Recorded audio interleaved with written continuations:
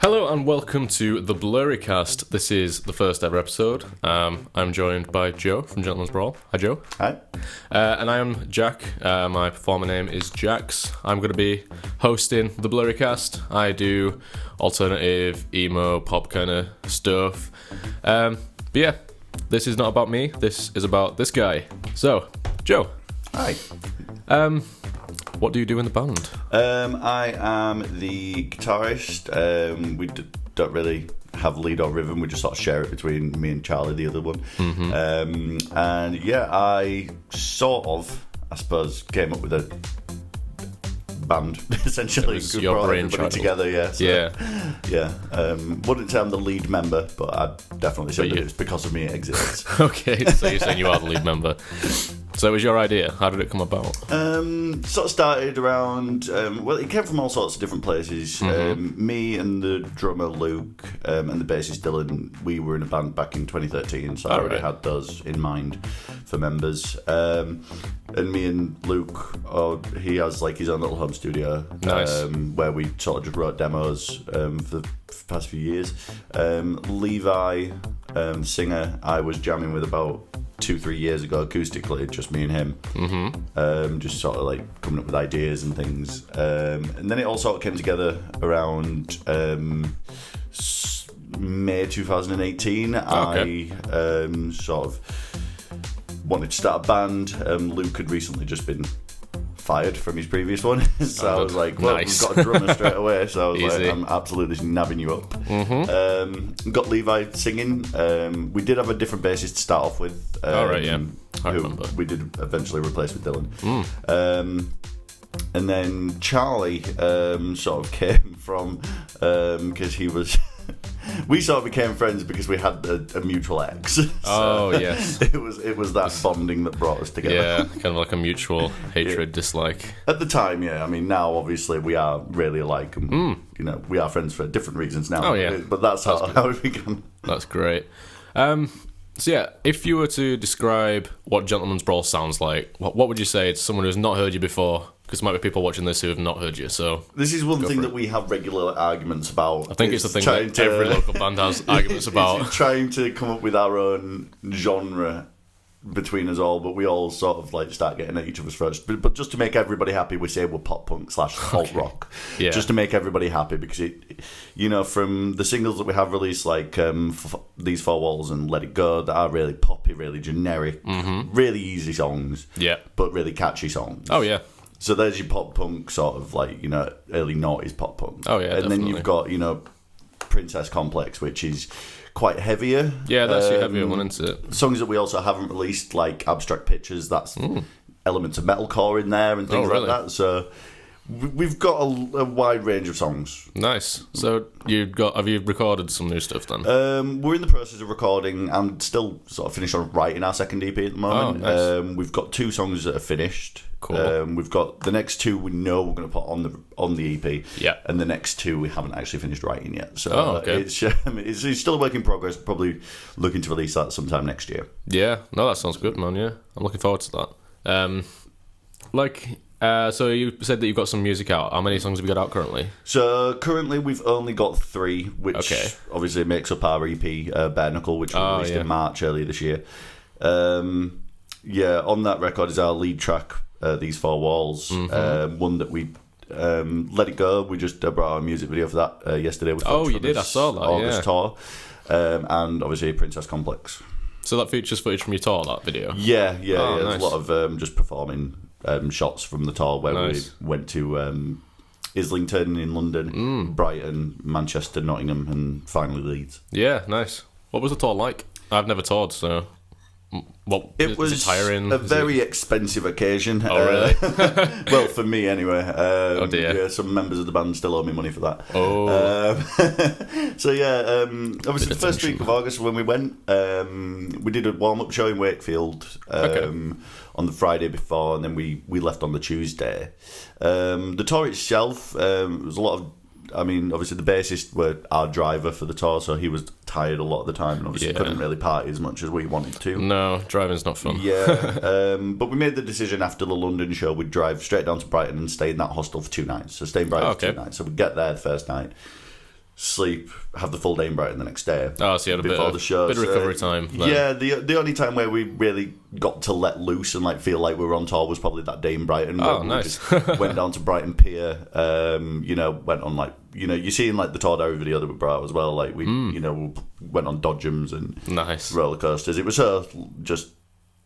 I don't have another word for it. It was just... It's like what you want from a tour, really. Yeah. Like you see all these like videos from like big bands that do loads of fun shit. 5 guys being silly on beach pier. That's pretty much what it was. Pretty much like the picture perfect idea of a nice tour. Yeah, I mean there were some disagreements along the way, but it's bound to happen, isn't it? You with five best friends all in a room, cramped, tired. One of them's very, very drunk doing your wedding, Shout out to Luke. Oh dear.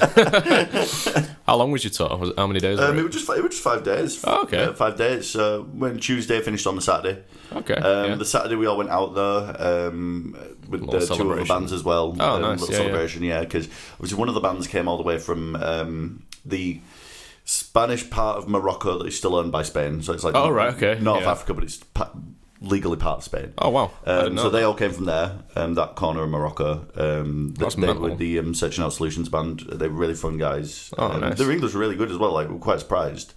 Cool. Like they were really fun to be around. Really fun guys. Springfall Sea as well. They've just released their EP Time on Tide, and that is really fucking good. Oh really? Like am I allowed to swear? Yeah. I just wanted to check. Fucking do it. But yeah, they were really good live. They were really professional as well. I remember when the first day in London, obviously we were sort of like, doing our thing, and then like when they were playing, we were like sort of like, like dancing around and that. And I remember the second day they actually asked us in Brighton, and we were just like, were you guys like taking the piss then? It's like, no, we're just northern. We like to party. We're just like jumping about. We just like jumping about and like being involved in that. And I'm like, oh, right, that's cool. Oh, nice. Because we thought you were being sarcastic. There's always that, like, you always like wonder, like, you're playing a show and then there's like one guy at the front like proper going for it. It's just like, is this genuine? Are we making this person happy? I do have those moments where I sort of look down and there's like someone just pulling a pose and they're just like, it's just like, oh, that looks really sarcastic, mate, thanks. But, I mean, you paid in, so I don't care. Money. That's how I get by it. It's just like, I don't care who turns up to the show and who makes what faces. I mean, you pay to get there. Definitely. We're still getting you money. What was the best show on that tour? Or your favourite show that you played? I think my favourite one was definitely the Leeds one. Oh yeah, nice hometown. That was the only problem with the actual tour, because it was sort of arranged by a booking agent, but it was just the marketing of the whole thing was pretty disappointing. Yeah. There was there were no sort of posters around or anything. Or, okay. A lot of people did like say to us just like it wasn't really well promoted. The Leeds show, the only reason why that went off was because we sort of said, to everyone, we'll make this the best show of the tour, and then we took over the marketing just for that one show. And that makes sense. Yeah. We packed out the room, so. I mean, we first tour, so you get kind of... it's the first time doing all this new stuff, so it's like a learning experience, really. Oh, yeah, definitely. So we know what we're going to do the next time, and just try and promote it as much as we can, which obviously we've not got that much time to do, because we actually go on the 6th of November. Oh, dear. For the second tour, yeah. How many days is that? Is that another 5 day? That's another 5 day with Molars, who... Actually, they just emailed us one day, just like, fancy a tour? Nice. Yeah, go on. So yeah, we're hitting up Camden, which I'm really excited to play for. We've just got our hostel, but we're about to. Nice. And it looks really nice. It's got a bar attached to it, so great. We'll all be a bit happier. And then we're going to either is Manchester and then Liverpool, or the other way around. But it's very northern heavy this time. And then we're coming back to Leeds, and then we're finishing Nottingham, because that's where Molars are from. Oh, great, yeah. And they organised us, obviously, and give that's kind of a last day for them. Yeah, so, yeah. It's kind of like an easy one on the drive-in then, isn't it? Yeah, definitely. But it finishes on. We start on the 6th. I think that's either Tuesday or Wednesday. I think this tour actually finishes on a Sunday. Oh, really? Yeah, that's mental. If I remember right then. But. Yeah, I mean, so you're saying like the thing. It wasn't very well promoted, that last tour, but do you not think that it could have been because it was like your first time touring and like... I think it was an element of that as well. I'm not going to blame it all on the booking agent, because obviously that would be unfair completely. Oh yeah. But it could have been like, because suppose if you're touring in places that you've not played before, you need to go the first time to make people aware of you. And I suppose the next time you go, the 10 people will be like, oh, definitely. I saw them before, let's go down again. So you've got a bit of a bigger crowd. Yeah, it was, there was an element of that. I mean, obviously, Springfall Theatre based in London. So they got a few people down to the London show. Yeah, that makes it helpful. Obviously, Section Out Solutions are from Spain. So, they're just touring, Yeah, I suppose it's going to be kind of hard to bring people. I didn't expect them to bring people down from like Brighton or Manchester.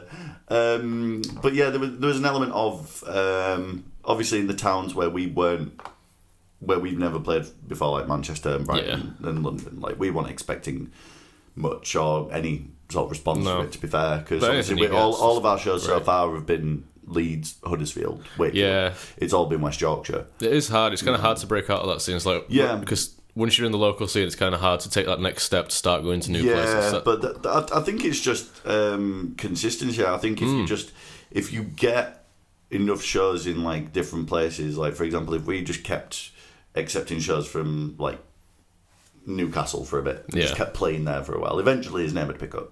Because eventually, if you've got, we're very heavy there.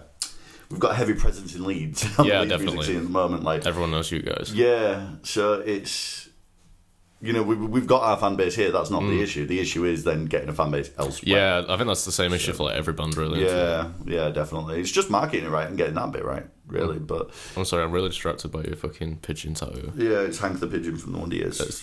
That band means a lot to me, and I actually met Soupy, the lead singer of the Wonder Years, a couple of weeks ago. Yeah, went to go see his acoustic side project, Aaron West, with Charlie actually, and he said he really liked my jacket, and then I sort of like put my arm out and just like, I've got your band's logo on my arm. It was like I was really drunk. It was like I met my idol and I was shit-faced. And I feel really bad about that, but it was hilarious. It was a fun thing. We made a physical copy of Bare Knuckle for him. It was just like, can you give this to Hopeless Records? Please, take it. It was so pathetic, but it was lovely. I mean, you're not going to get anywhere if you don't do shit like that. Well, I think he was quite taken aback by it as well. Because he was like, boy, this is like really old-fashioned. It was like someone's come to a show with a CD in their pocket to hand to someone that they think might be able to help them. Yeah, I mean, like one day it's got to happen, isn't it? Like if you hand out enough CDs, like someone's going to put it in the right place and get something from it. Yeah, I mean, like I say, he was just really like shocked by it. It was just like, how, like, who does this anymore? And I'm like, well. Apparently. Yeah, I've seen like people like local bands at festivals and stuff. They go to the festival with like a box full of CDs and just like hand them out to like people. It's like walking past, hey, free CD, do you want this? And I've discovered bands through that, and it's just a great way of doing it. It's just a nice gesture. There is an element of that. Yeah, I don't like people who do it in town. Nah, like because if you do it in a city centre, like people are in rush. People like, have to get back to the cars because they pay parking for only 1 hour, and they thought they did it for 2. Yeah, and and you got people rushing about. It's like when I go shopping, I know what I'm getting, and I get it, and then I go. I don't hang around. No. I'm one of these people that power walks everywhere, through town and everything. So it's like, and even though like I support local music as much as I possibly can, if someone were to hand me in a CD whilst I'm in that mode, I'd be like, away from me. Please. I just want to get this done. I want to go home. Yeah, it's like just send me a link. Just inbox me a link. Yeah.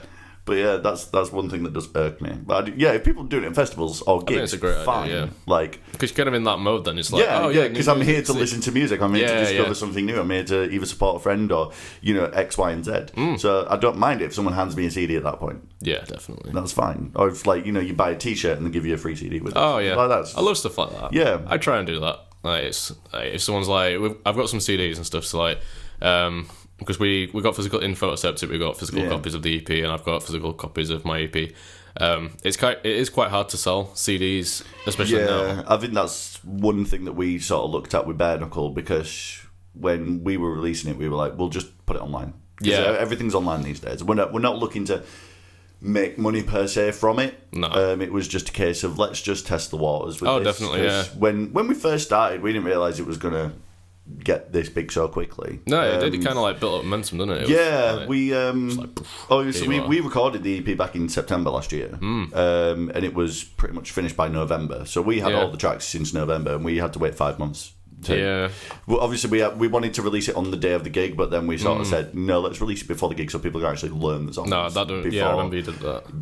Before doing that. So we released it a week early. That's the thing. To some really good positive reviews. Oh, yeah. Do you know what I'm referencing? Yeah. I know what you mean now. We got some really good reviews for it, bar maybe one or two. Yeah. But haters gonna hate. Yeah. But then and then obviously after the EP launch, even before we actually played the gig, it was during the week between. We started getting shows being offered from like Lending Room and like quite big venues. Yeah. In Lending Leeds. Room's like, what is it, is it 200, 300 cap? I think it's only like 150, 175. Really? It looks bigger than what it is. Yeah, it's a nice big stage, isn't it? It's a nice big stage, yeah. And to be fair, it's kind of like weird because you'd expect it to sort of be the stage at the side rather than at the front because I know what you mean. Of sort of the length of the room. It's a wider room than it is long. I know what you mean. If you get what I mean. And then we started getting offered shows in the parish in Huddersfield. Nice, I love that venue. And then obviously the tour sort of came out of that. And then momentum just kept building and building and building. That's what you want, really. I think the EP Lord show, which you guys played at, that was better than what anyone were could awesome. It was such a good night. Expecting. We were quite in shock about it because you could tell like from your face. After the adrenaline sort of rode off and we were both sort of like everyone's sort of looking at each other going, "This is insane." Yeah, it's just like we've only actually released 3 songs, but we played like a real 11 band. or 12, and then we sort of looked at it like people still sort of like parted to the songs that they hadn't even heard yet. We've not even recorded yet. I know, it's mental. We're a crazy response, definitely. Lending Room as well, that was one of my favourite shows. Oh yeah. I think the one that sort of topped it off recently was definitely the tour one, just purely. Yeah. The only reason why I say that is because even though we're at Santa's, which is a smaller venue than both Fenton and Lending Room, the only reason why I think that was our best show was purely because it's been a bit late on now. We've been in band for about a year, over a year now. We're a lot tighter. The sound is a lot better. Yeah. So when it came to doing obviously the Fenton show, we weren't as tight. When it came to doing the Lending Room show, we made the mistake of getting absolutely smashed. Yeah. Because we got given a load of free beer beforehand. Oh, I remember that. So that's the thing when you're headlining, you're kind of drinking from like 4 in the afternoon, and then you're on at like 10. We don't do moderation in Gentleman's Brawl, so we were absolutely steaming. I remember the next day after the Lending Room show.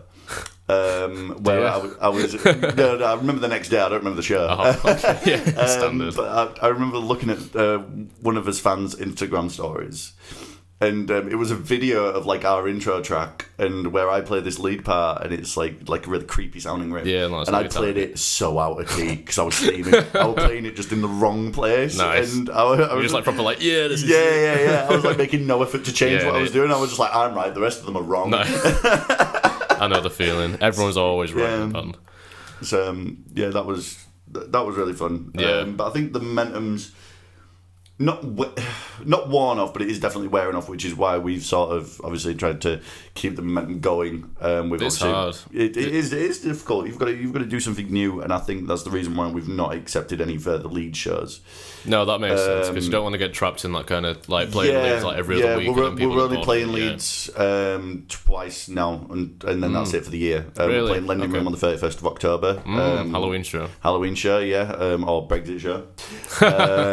Is it a dress-up show? That we are dressing up. Is everyone going to be dressing up? Yeah, hopefully. I don't want to like be the only one dressed up. No, because it's Halloween as well, and we are going out for a bit afterwards. So I would suggest dressing up if you are.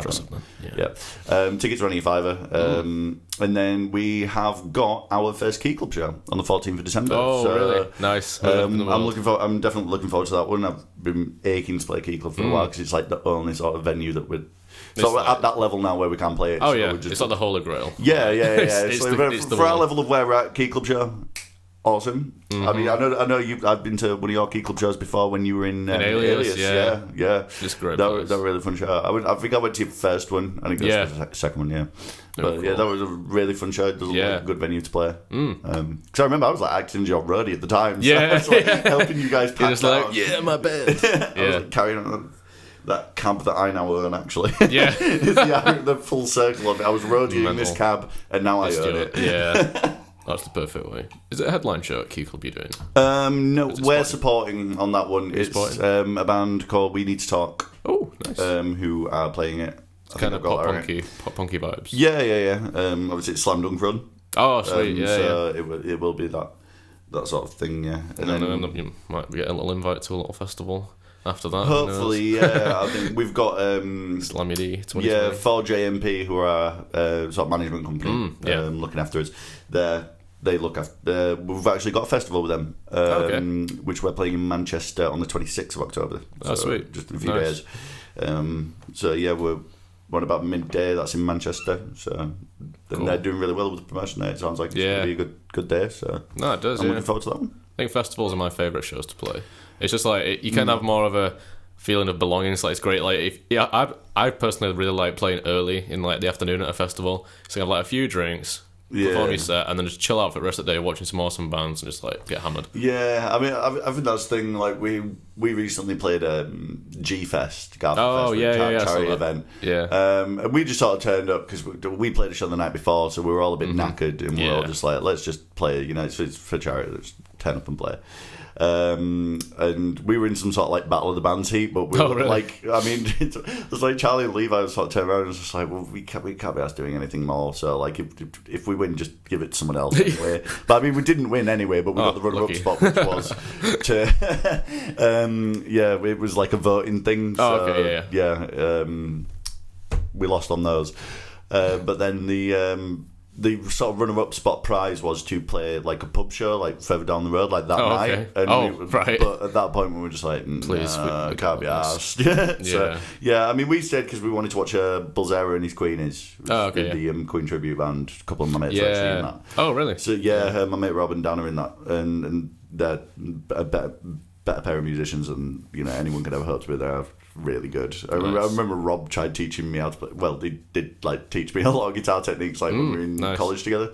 Yeah. I still failed, but that's not his fault. That was just me being terrible. Well, you kind of got to be a good musician to be in a Queen tribute, really. Oh yeah, definitely. Like you got to play everything note perfect. Some people are gonna be like, "That's shit." Yeah. No, they've played like mad gigs like in Switzerland and stuff. Oh, like, really? For Freddie Mercury's birthday and shit like that. Like, that's mental. Yeah, it's crazy. That's kind of what you want. So, you, the Gentleman's Brawl, you're online, you're on Facebook, Instagram, all that. Yeah. Where can people find your music? Music's on all major platforms, iTunes, Google Play Music, or whatever it's called, Spotify, obviously. Napster, because apparently that's still a thing. We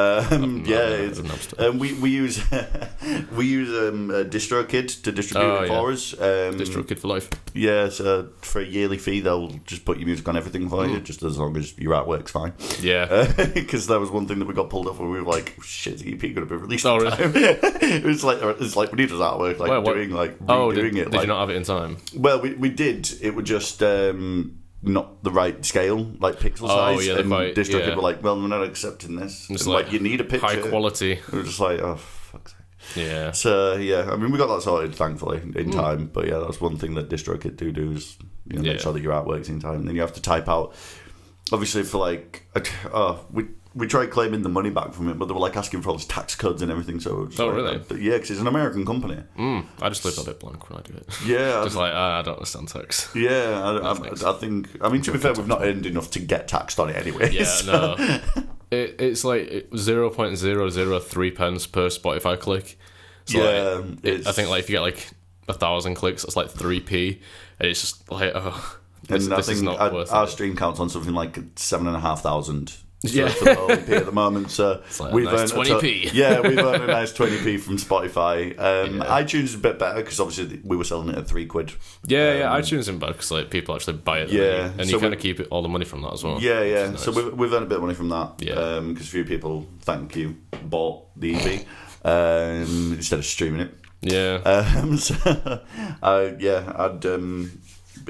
If people want to listen to us, it's on all major platforms. Yeah, so check them out. That's Gentleman's Brawl.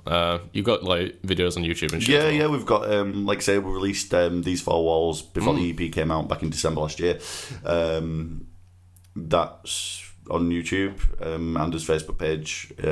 Same with Let It Go Now. That's on both as well. That's on YouTube to view, and obviously Facebook. That'll be like the last post that you've seen on our page because I did it last night about 6:15. So nice. This was recorded on the Saturday, by the way. It's not coming out today. I think it's probably going to come out. It's got some editing to do. So everyone's going to be confused about the dates. But yeah, so what song would you like us to play as the outro of this podcast? I thought when I get bands on, let them choose one of their own songs, and we'll play it at the end. So people can be like, "Hey, that's pretty good." What song do you want? I know the guys, and myself included, we've actually got really sick of these four walls, but because it is like our lead track and it's sort of like our encore song now because it's the most streamed one. That's sort of how we're looking at it. It was the first one that came out, though. And the first one that came out, yeah. Like, oh yeah, I remember this one. And because it's just catchy, I remember when we were first sort of like finishing it off. I mean, I wrote that song back in 2014. I've had it since then. Wow. It's been pretty much the finished product for a good 5 years. I do think it's mad that like this band seems to have been like brewing like since like 2012. Like you've been in bands with these guys and like it's all not worked out, and then like you come back together and you've got the songs. It's definitely that weird because, like I say, me, Newton, and Dylan were in a covers band when we were 18 years old back in 2013 and 2012. We were playing shows at like the Black Blurry Cast, and we never really got anywhere because it was just a bit of fun. It was just playing covers. We had a few originals. That every covers band does have survived. Really, one of them we have played at Gentleman Brawl shows called "See It Through," which I wrote back in 2012. Oh, I might have seen that one live. So actually, it's a really. Musically it's terrible, lyrically it's terrible, but we were just like, we need something to fill the set out here. So I was just like, I've got this song. Yeah, and then everyone, like, I remember when I first played it at practice, I'd be like, we could play this, and Dylan and Newton's all looked at me as if to say, what have you done? What have you written? Yeah, I think it is great that like all cover bands say they're cover bands, but in the background they're just writing their own shit. It's like, I want to play my own songs. I mean, when you're that age, I mean, this is the difference of those two bands. It's like if the previous band would have like taken the same strategy as what we've done with Gentleman's Brawl, we could have probably got somewhere because we were a lot younger then, and when you're young, I think you have a higher chance. Yeah. Just because if you've got the means to do it, you've got more freedom. But then it's like now we're all working jobs, and it's a bit difficult to like get all five of us in a room and write and tell me about and do things like that. And when we do, there's usually alcohol involved, and we never really get anything done. But yeah, I think we've sort of tried to put a stop to that now on my phone. But yeah, so try and put a stop to that sort of like partying thing, so we can actually keep this momentum up that we've created, because I think if we just sort of bask in it, it's just going to die down, and then we're going to become irrelevant. You have got to be careful with that. Yeah, I mean, it's just work. Yeah, I mean, in terms of the band, like brewing, for example, like Saviour, which is going to be our next single that we release, which will be on the second EP. I think we're bringing out a lyric video for that in the near future.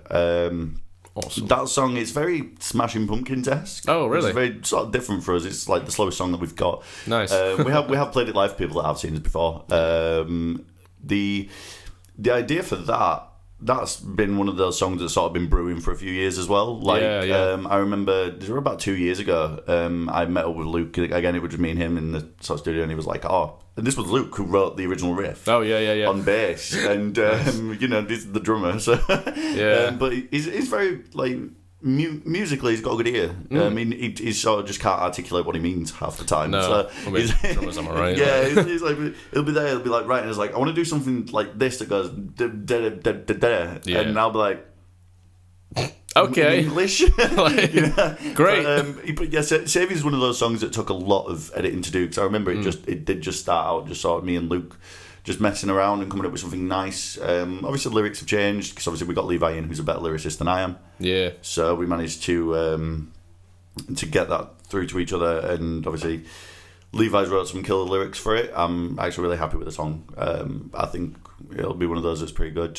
Great. Another one that we're releasing in the near future will be Respawn, which is another one that's been brewing since 2013. Wow. I wrote that as the cover band was breaking up. That's like the last. We were actually going to play it as last show, but then the band sort of just fell apart. So we never got a chance to. But I've just had it like on a laptop, just on like Guitar Pro 5. Like this is going to happen. Like in MIDI. It's been written in MIDI for years. And I remember I had this riff that I wrote when I was like back into college before I left. Yeah. And I had that song for ages, and I remember just sort of writing it. Yeah. And everyone was like, "Why is it called Respawn?" And we're just like, "Well, the title sort of came to me whilst I was playing Call of Duty."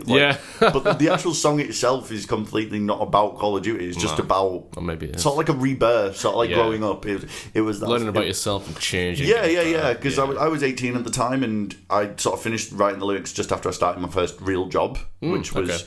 Working in an office, like as like a business admin apprentice. So, we're doing like proper work. As well as making everybody teas and coffees. Yeah. And then it was sort of that transition from going from like drama, everything is drama when you're that age, when you're 18, you're in college, and everyone's like bitching about each other, and it's just so childish. And then it was that transition that I made to like sort of becoming an adult. I mean, don't get me wrong, I have done a level of bitching since I was 18, but it's nothing like, I don't thrive off it anymore. If anything, it just tires me out. I'm 25 in like a week or so, and it's just kind of like, I just can't be arsed with any of this hate. It's just, I'm growing up and getting better. It's sort of, I think that's going to sort of be the theme for the second EP. It's like the first one, the reason why we called it Bare Knuckle was just sort of like it. Even though it was like a reference to like how Victorian boxing, that's where sort of the imagery came from. It was kind of like a bit angsty. God, I fucking hate my hometown. It was kind of like that. It was like, these are my issues, and I'm pretty angry about them. No, that makes sense. Four Walls I wrote in 2013. Let It Go, Levi wrote that back in 2013 or 2012. Like he's had that one brewing for a while. Oh, that's crazy. Princess Complex was the only new track that we actually had. No way. That was Charlie's on it. That was Charlie who sort of came up with that one a lot. I mean, a lot of people say it was me for the context of it, but it wasn't. Just to put that out there. Not that I'm trying to relight a fire that's gone out. Let's rehash this then. Publish this. No. I mean, we're all over it from both sides. We definitely are.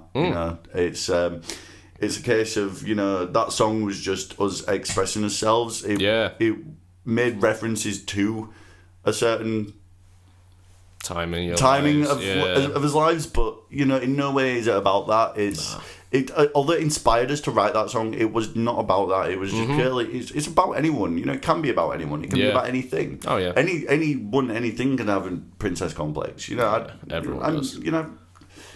Your family members can have princess complex. Oh yeah. Little kids have princess complexes. Oh god, yeah. So it's always me. Yeah, it's just like you know what? The climate's changing. You're probably gonna not live through it. Yeah, no. Fuck off. It's a scary topic. Yeah, I'm trying to stay on top of it, but I have a habit of running on a tangent. I mean, that is just genuinely something that scares me. Like, we're all gonna fucking. Oh yeah. To be fair, I'm looking forward to it. I think as humans, we've had this chance and we've fucked it. Yeah. I mean, you've got all these exciting things. I'm a bit of a realist. That's the one thing that. Yeah, I'm not an optimist in any way, shape, or form. No, I mean, I do have optimistic times. Like for example, me and my own betterment of this band. The band was sort of a way to sort of help with my own mental health, which is good. The way Gentleman's Brawl came about, it was that whole stigma around men's mental health. That's what it means for me anyway. I mean, the story's a bit less. It has less meaning than what I've actually just described, because Levi just said it one day and we all just went, that sounds that's good. Cool. Yeah. It's only me that sort of like put a meaning behind it, because I think kind of like your Gentleman's Brawl, like men are supposed to be hard and fight. Yeah. It was kind of to break that stigma of but every man's actually fighting a fight in his own mind anyway, because of this whole masculinity debate which we're all fighting with. Whether to be a man or whether to admit that you're scared of wasps in public and run around like a screaming little girl, which I still do, and I don't mind admitting that on camera.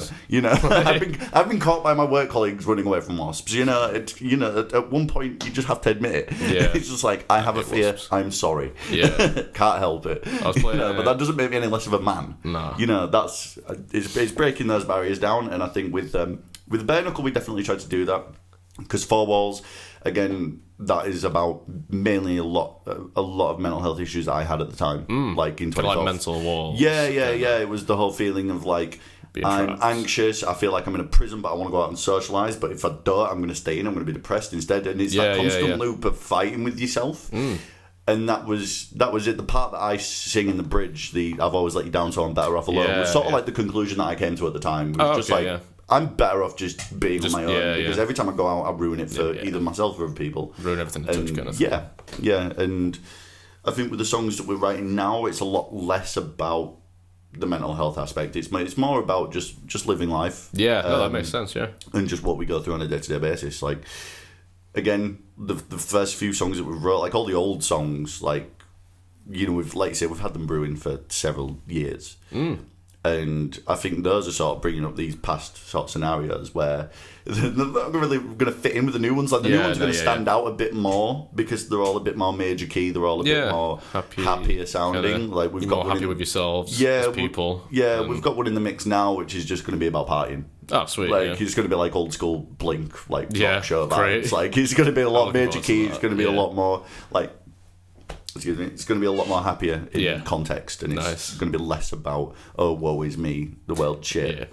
You know, because I think there's a line where we have to draw into that, and we're all not really feeling that way anymore. Like, we are. No, I suppose you've grown as people. Like, we've grown a lot as people. Like, gelled together. Yeah, like, you've got camaraderie in each other. Yeah, we're all sort of making ourselves better. Like, you know, like I've in the middle of like quitting smoking. Like, I've tried to quit for like 4 weeks now. It's like I've started going to the gym. It's like trying to get a bit healthier, trying to get a bit more just straight with myself. And that's good to hear, man. Yeah, it's sort of the transition that we're going through now is that his first EP and his first few shows were all the basis of, it was kind of like to distract ourselves from it. We were sort of using it as that distraction. And that's what Gentleman's Brawl meant for me at the start. It was a distraction. It was something to do. I had all this energy coming out of like 2017, you know, after I had a bit of a breakdown, and you know, I had all this energy to use, and when 2018 hit and when certain things happened, it was a case of like, right, now is the right time to start it and put all this energy into this project. And that makes sense. And that's sort of just where it came from. It was just an energy release, and I think if you come to our shows, for people that have been to our shows, you will know that we have a lot of energy on stage, and we try and put that into everything that we do. That's just great. high energy, high, you know, standard top performances that we try and do. That's a really great message. That's a great way to sum it up, I think. That was very deep. That got way deeper than I was expecting. For a Saturday morning. For episode 1, like, if you weren't expecting this, like, we've gone straight into there. Like, I don't know about you guys. I've got tears in my eyes. Like, but yeah, that was great. Nice chat. Thank you very much for coming down. Not a problem. So yeah, that was episode 1 of the Blurry Cast. Make sure you hit up our Instagram account, which is the Blurry Cast, all one word. We'll post some stuff on there. But yeah, so Joe from Gentleman's Brawl, thank you very much. Thanks, guys. Do you want to introduce your track that we will end on? So this is off our EP Bernacle, and this is the lead track, These Four Walls. Nice. Bye, guys.